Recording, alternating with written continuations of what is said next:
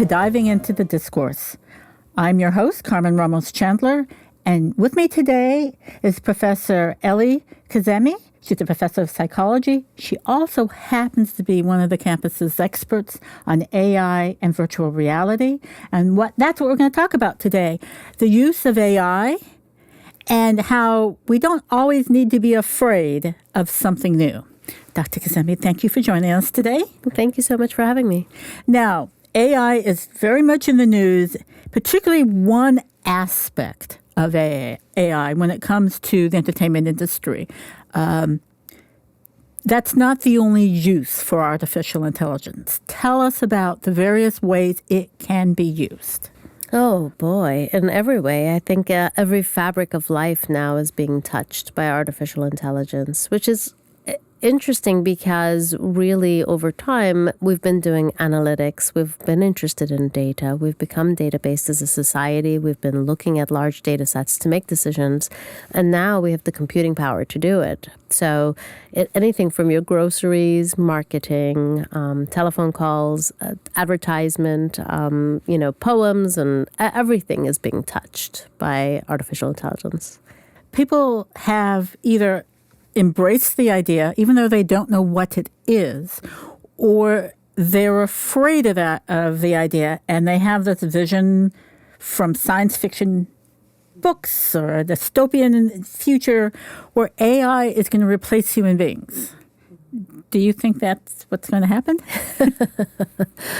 I think healthy skepticism is always good. We've seen that anytime there's been an advent of any new technology. I had the pleasure of talking with you earlier about what happened when calculators were invented and they became handheld devices, and teachers started to worry about what that would mean for students. Are we still calculating the same way we would have without calculators? No. Has it impacted us? It certainly has. Do we see improvements in that we can do so much more today because we have calculators? Yes. And I think that there is hope that that's exactly what would happen with artificial intelligence. That's the goal. But I think that it's healthy for us always to question the guardrails that need to be put into place when something touches everything that we do. And when accessibility is an issue, I think AI has the capacity to equalize and give access to education and understanding across board in places we've not had access to. But it also has capacity to really widen the disparity, because the question is, whose data are we talking about? What data are we collecting and what are we using it for? And some of these things I think are really healthy things for us to think about and consider. So healthy skepticism, I think, is good. When you talk about accessibility, I have friends with children with verbal disabilities for which artificial intelligence using sight boards is a way they can communicate. So there are other ways of seeing AI. How do you see it as a professional? Applying it in your fields or as a bridge to access? Oh, so many ways. I mean, by training, I'm a psychologist, I'm a behavior analyst, and I work in organizations doing business management and organizational support. And a lot of the organizations I support and help are organizations that provide services to individuals on the autism spectrum.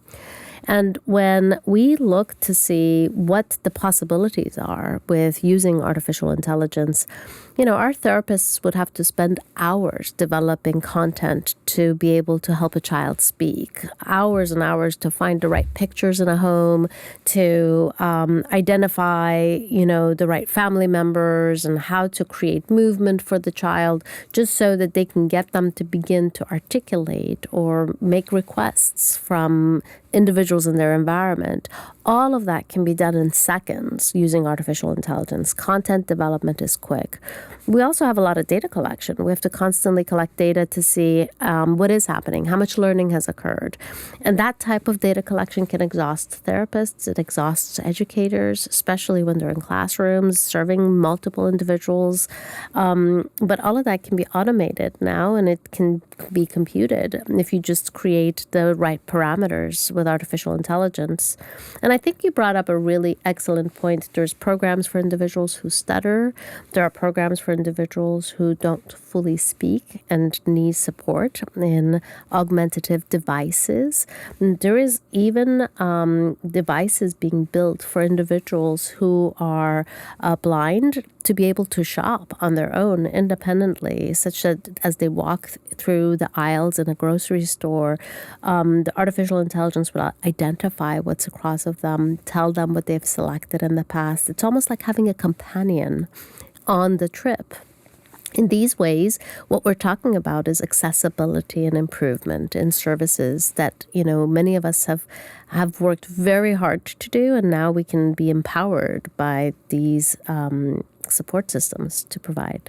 Do you think the layperson doesn't realize how artificial intelligence is already impacting their daily life, and in a sense only think of the dystopian how that's going to control their lives, as opposed to recognizing that when they go to the grocery store, it's artificial intelligence that gives them that coupon list of things they might want to buy. Do you think people realize that it's actually artificial intelligence? I don't think so. I don't think the average person realizes how much it's already here, how much of their daily life is already being influenced by artificial intelligence. I think the average person thinks of the extreme situations. For example, the self-driving cars that are becoming accessible as a means of being able to go across town and do things. So they're thinking about these completely independent autonomous systems and what that's going to mean for them. Also, I follow quite a few brilliant individuals. Ethan Mollick, for example, who has written the book Co-Intelligence. And, one of the things that has become apparent is when people do start to play with artificial intelligence, they begin by asking very simple computational questions, like what is 1,254 times, 25, or they begin to ask for research questions, like tell me everything that you know about Ghana.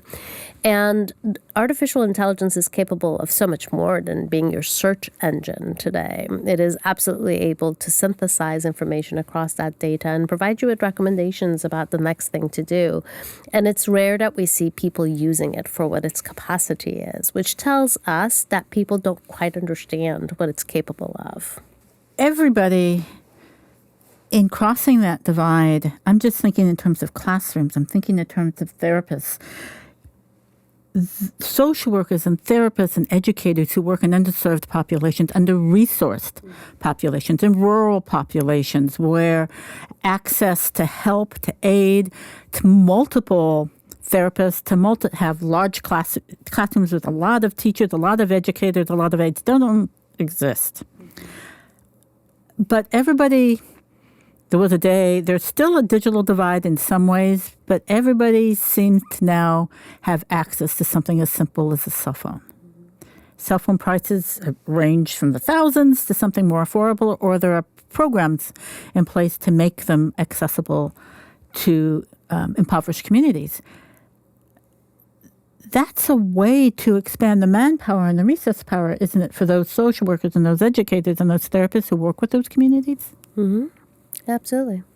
Yeah, I think when it comes to the hardware of the delivery of the information, it's absolutely doable. I think that there's a recent survey that was done at Harvard where they surveyed students about equity and what this means. And many expressed joy around using artificial intelligence for some of their assignments, that it really equalized things when individuals were potentially immigrants and perhaps didn't have the same experiences, but now had a companion to think with to produce the assignments for various classes.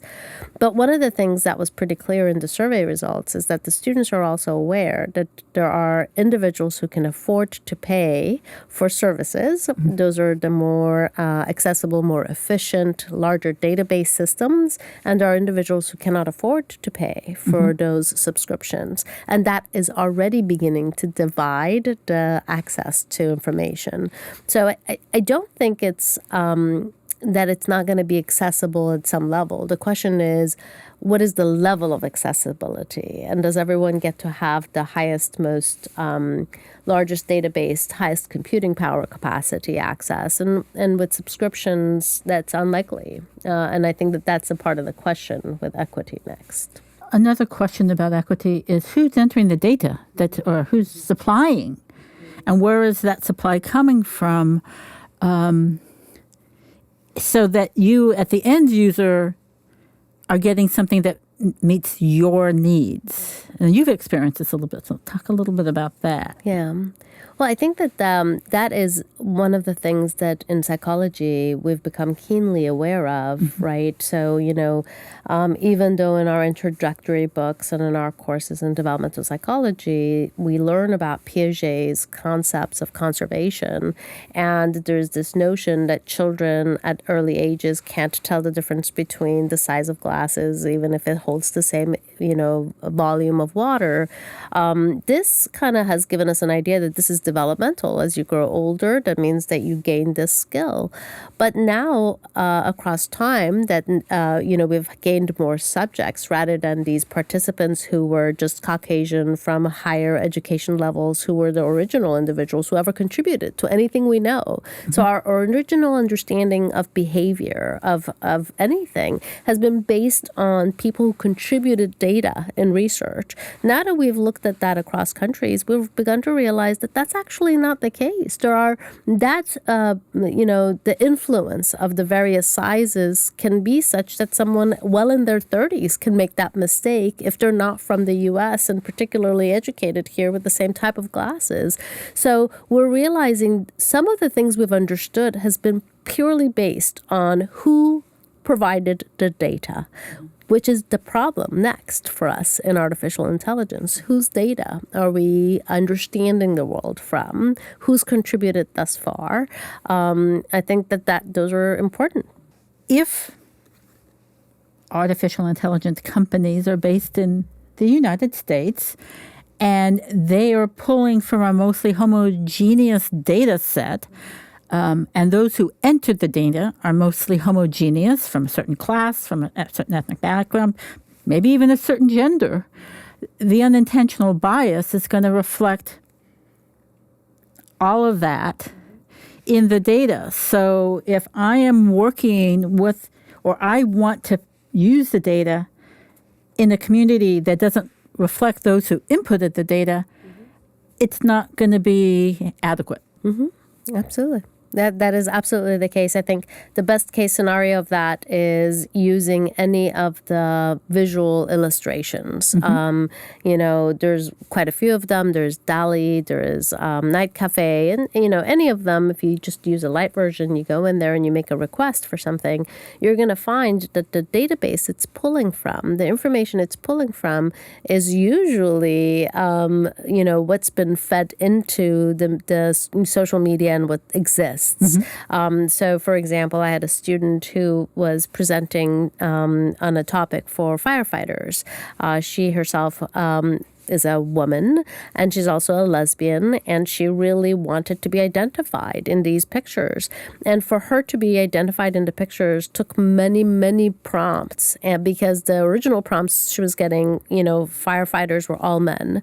Then when she asked for it to be a woman, it was all these women in sexy clothing. A Halloween costume. Not firefighters per se, but firefighter dress-ups. So it took many attempts on her part to actually get the type of image she was looking for. This tells you what exists as far as the database is concerned. How do we address that? Because the world doesn't look homogeneous. It doesn't act homogeneous. It doesn't think homogeneously. Yeah. Well, I think one of the most exciting parts of being asked to serve as the director of our college for me was Dean Searcy's vision that we would begin with some of these questions in hand. By training, he has come to us from the area of social work. He's very concerned about and interested in making sure what we do is accessible and equitable. And I think in many ways that means beginning with those questions always when we're accessing things and making it accessible as quickly as possible to people who typically would not use it.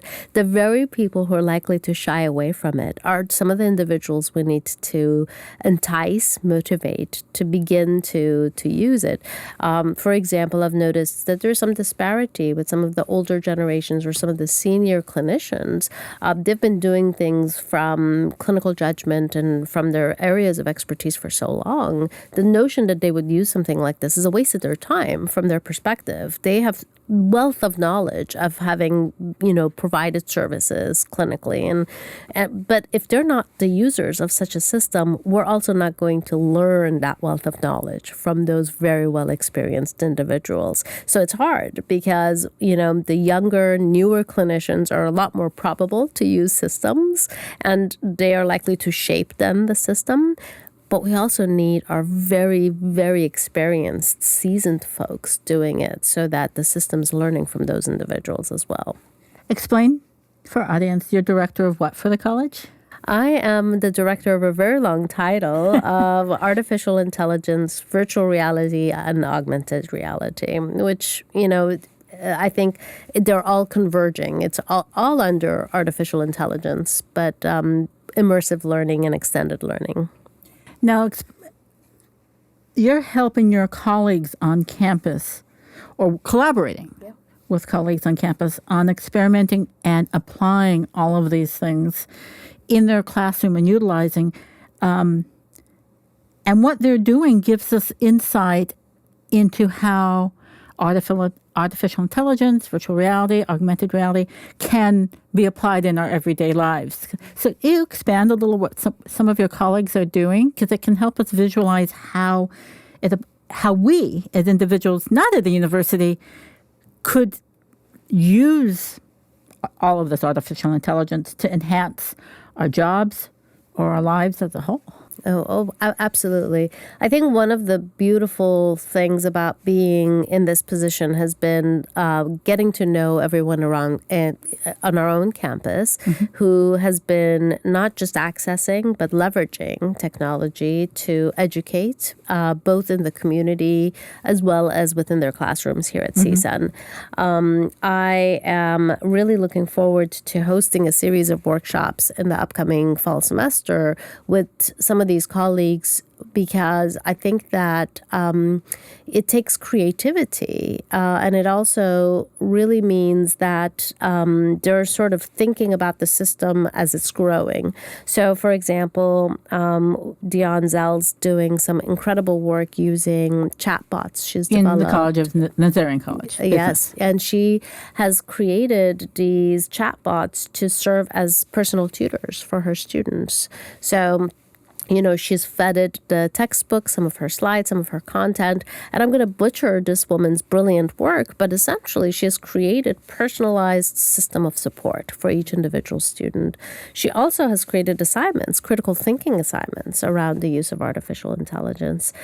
We have other colleagues in the Department of Journalism, especially I think the field of journalism is obviously affected by what happens with artificial intelligence, who's reporting, what's accurate, and what she's been doing is assigning students with a lot of critical thinking assignments around the use of AI to be able to go from the outcome of here's what you received to how do you now fact check what you're receiving, which is going to be super important next in the learning of these systems.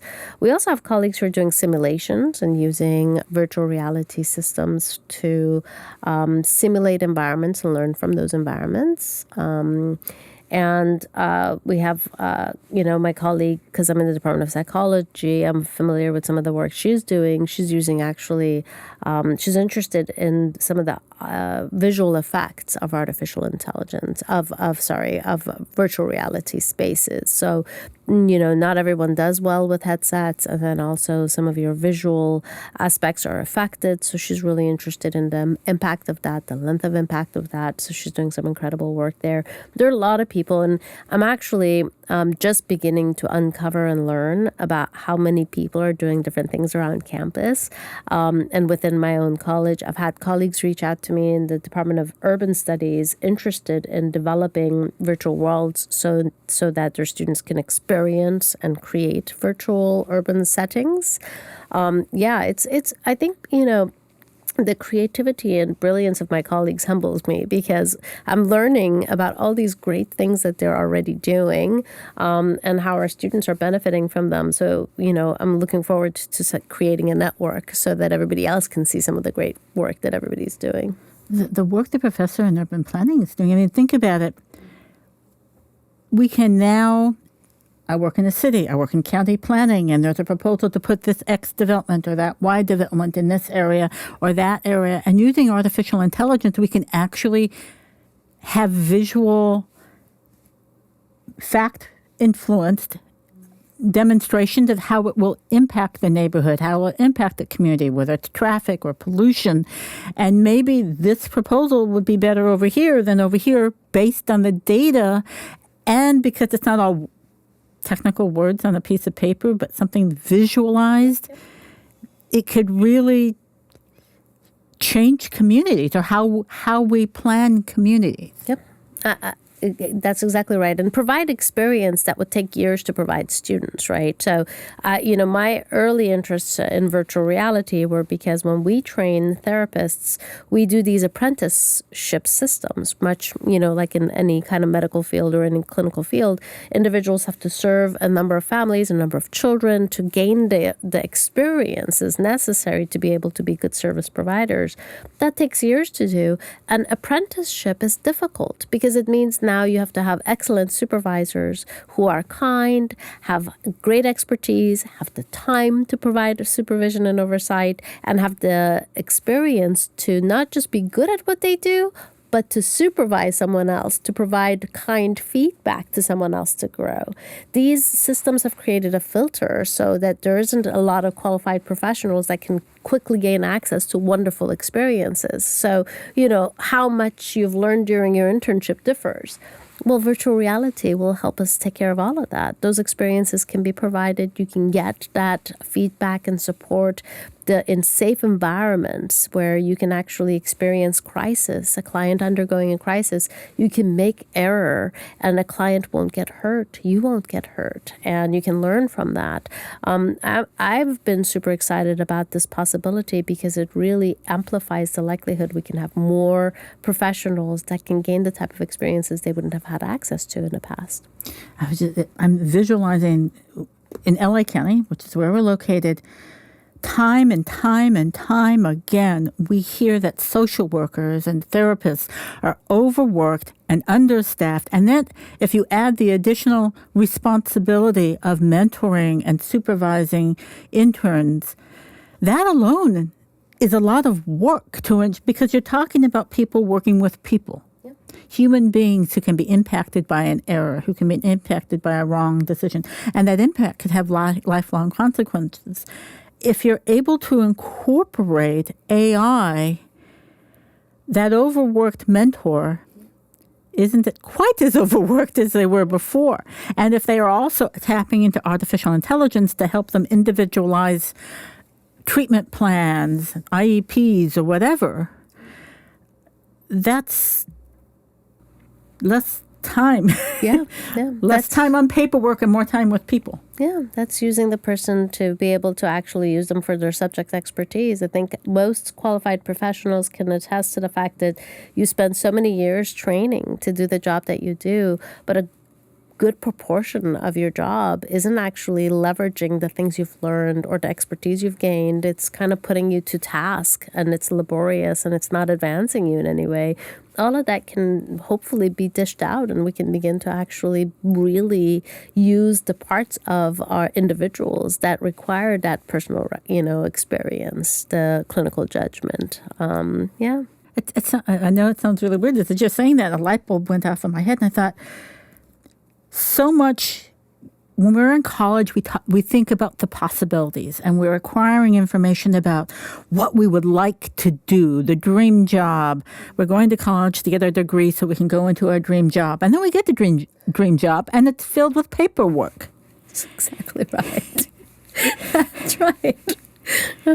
Yep. We don't get to be creative. We don't get to push the boundaries, think outside the box. Every employer says we want people who can think outside the box. We want them to be creative. And then you get into the job and you have all the paperwork and you have these routines that you need to do. But if AI can do that drudgery, you might actually be able to push the boundaries and think outside the box. Yeah, absolutely. I think what you're saying is right on. We have such a high turnover in areas of social work and behavior therapy and even early education and intervention because individuals join these professions with this deep desire to make a difference, a meaningful difference in children's lives and adults' lives and people who are at risk in the lives of individuals. And so much of their work is not about being across those individuals. So much of what they do, they call it being a paper pusher, exactly like you said. And it takes away from what it is they joined to begin with, and they lose interest. They truly burn out. And I think that the shift with being able to leverage technology in this way could really be helpful. I also think it's important for us to be healthy skeptics because there's also the possibility, I'll give you an example. My little niece fell down and, it was after gymnastics and she hurt her little pinky. And her x-ray came back and the notification on the x-ray was that it's broken. Well, this was a test of an artificially intelligent system that was actually doing the radiology job. So my brother-in-law rushed her back to deal with the broken finger. And the physician looked at her finger, moved it around and said, I know that the radiology report said that her finger is broken, but I would say it's not. It's very clear to me that this is not a broken finger. And I think that that's a part of something we don't do. Currently, when I teach clinicians, I don't teach them to go against a recommendation by artificial intelligence. I teach them to read the assessment and come up with recommendation. But really what's going to happen next, which is dangerous, is artificial intelligence is going to provide the recommendations based on analytics and what it's been taught and how it's been trained. And what we need is experienced clinicians and individuals who are going to be like, I see what the recommendations are. Here's how I'm going to use it. And here are some things that I disagree with, which takes a very different level of training and competence. So I do think that it's healthy to be cautious and aware that, yes, it's very exciting times, but shifts do need to occur with how we are being trained and what we're doing daily as well. Because accepting everything that we're going to be given is sort of like, people who drive to middle of nowhere with their cars because their GPS told them. You have me thinking, and maybe it's because of my age, there are situations, even without AI, where young and bright think they know this is the answer, and we've done the data collection, and it's going to prove our point. And the person who's been in the field for maybe 20 years, 30 years says, go ahead and try it, but it's not going to work. Yep, I've been here before. Been there, done that. I've smelled this before. It's not going to work. And I say, oh no, our data and the analytics say we need to do this. It's got to be data driven. Okay. Yep. Experience does supposed to count for something. It does. And I think that full circle comes back to why I think it's important that we generate interest from everyone, because the system could use that training from everyone, right? We do need everybody involved in this next phase. I think the youth have inherently been involved, right? From the moment that this new generation was born, they had some handheld device in hand, and they feel like they can use everything. But that's also because they have sort of been trained to use everything. It's been an integrated system for them comparatively. And so, in some ways, their readiness to accept put in, feed their information is clear. And it's creating a more generational gap for us when you have senior individuals in the same household or in the same work setting that are not using those systems. But the problem is, this is an intelligence we're talking about. The data set's learning from what we do. So if we can't get everybody involved, those who are being cautious, I do think that we're going to have limited data. We're only going to be having information from individuals who are very ready to use it. It's in preconceived notions, basically. I mean, that's true in society as a whole. If only certain people are allowed to be part of the conversation, you're missing out on a whole bunch of things. What do you say to your older students or to the young students who are skeptical, to anyone who is skeptical about AI and suspicious about their approach? Proceed with caution? I mean... You know, what I say is excellent. I'm so glad that you have skepticism. Some healthy skepticism allows us to have real important conversations, to have ethical guidelines and guardrails for what we're about to do.